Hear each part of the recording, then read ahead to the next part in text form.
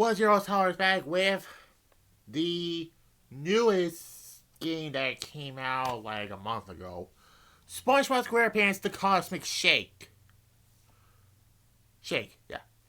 Um, it's basically Battle for Bikini Bottom, but it's a little bit interesting to say the least. Because the Battle for Bikini Bottom original game was in 2003, 20 years ago. But the rehydrated version, it was in 2020, I believe. Yeah. This came out recently. So it's this year, 2023. So yeah. Came out recently. Now the controller basically kind of like Battle for Bikini Bottom, but there's difference. You can have the Krusty Krab pizza as a holding gliding thing. You can do like karate kicks when you're jumping on enemies or walls basically, and balloons also.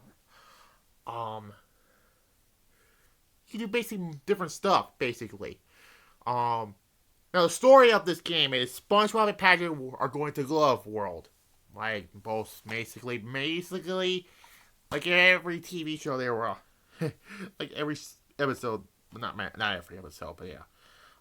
They made with this magician mermaid of a magic bubbles, and it caused it was basically King Neptune's. So everything got screwed up in Bikini Bottom, and Patrick, you can see by the back, turned into a balloon. And the whole story of this game is SpongeBob and Patrick trying to save their friends, basically. Mr. Krabs, Sandy, Squidward, SpongeBob's pet snail Gary, and others. SpongeBob's pineapple and Patrick's rock and the Krusty Krab, basically.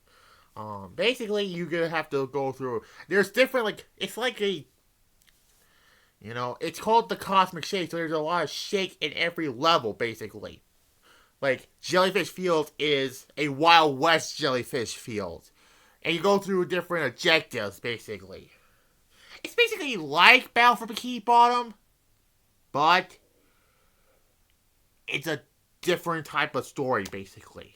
So, the first level was the Wild West Jellyfish Fields.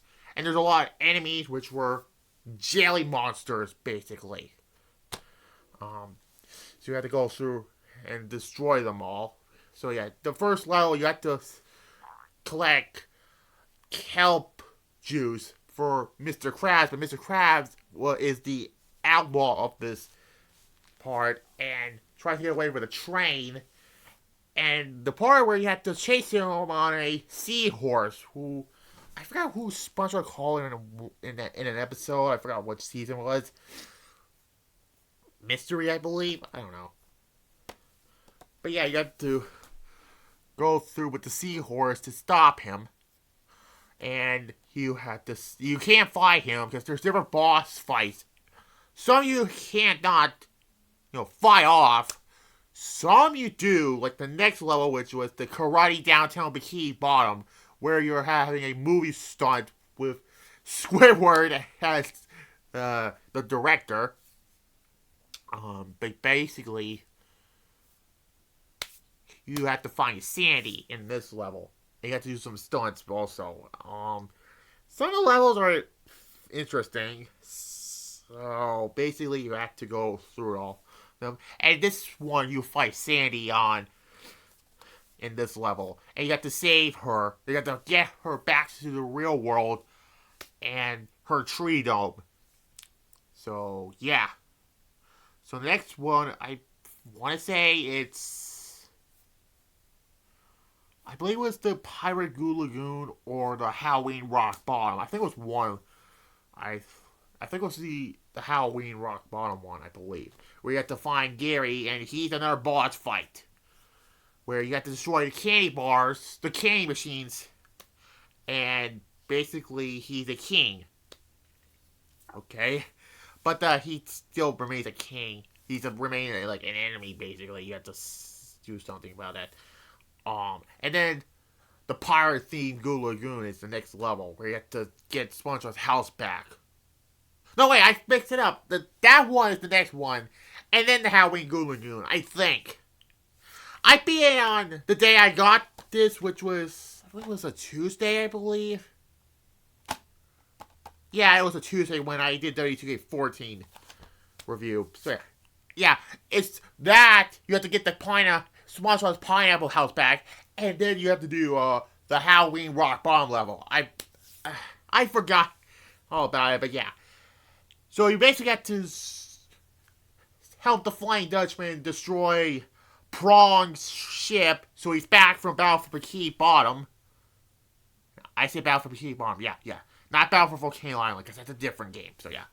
But basically, you had to stop his, him throwing bomb pies, which I love the references in all these levels, you know?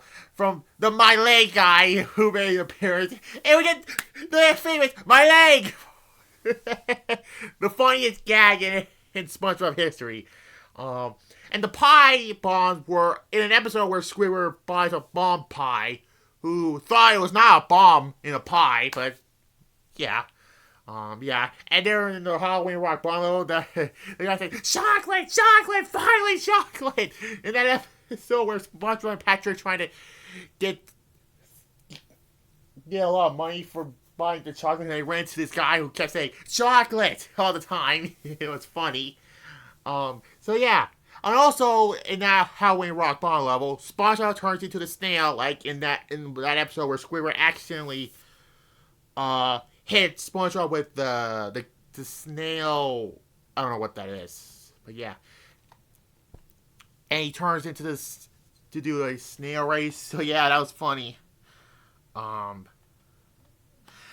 And basically, you go through here saying you have to help Squidward from another boss fight, which was Pearl, and that boss fight is really tough. Now, the game gets hard, and I appreciate that the people who made the game made it not easy all the time. Like 10 years prior with Plagueis Robotic Revenge. That game was way too easy.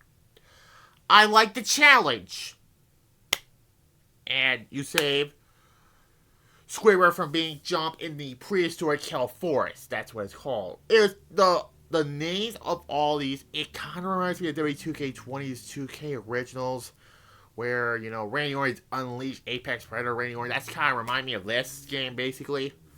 And yeah, that's kind of remind me of. So you save Pearl in the next stage, which is a bunch of castles. I forgot what it's called.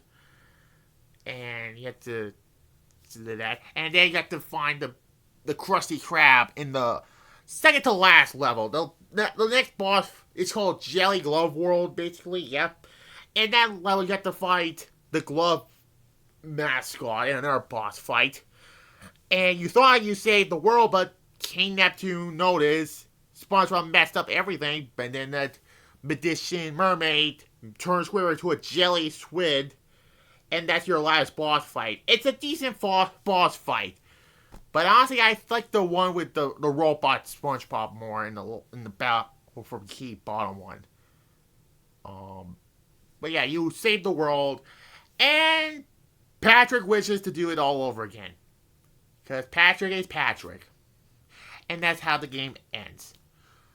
The story is damn good. And the game is fun. It is kind of like Battle for Bikini Bottom, but it's fun to play. The game gets hard towards the Kelp Forest, the prehistoric Kelp Forest level. I like the story of the game, and it's fun. It's really good. So I give this, the only thing I didn't like was the Pearl boss fight in the prehistoric Kelp Forest. But other than that, it's a fun game. I give it an 8.5 out of 10. And that's being generous, because I really enjoyed this game. The SpongeBob, the Cosmic Shake is fun, you know? So yeah. The next interview we won't have until next month because we're almost to 2K23, so I'll do that one next when I get it. So you're not gonna see another game review for the remainder of February because we're 1 month away from W2K23. So yeah, now Sunday tomorrow it'll be the Royal Rumble 2010 review, the continuation of my 2010 year in review. And yeah, like this, comment, subscribe, click the notification bell to get more new updates. And yeah, bye.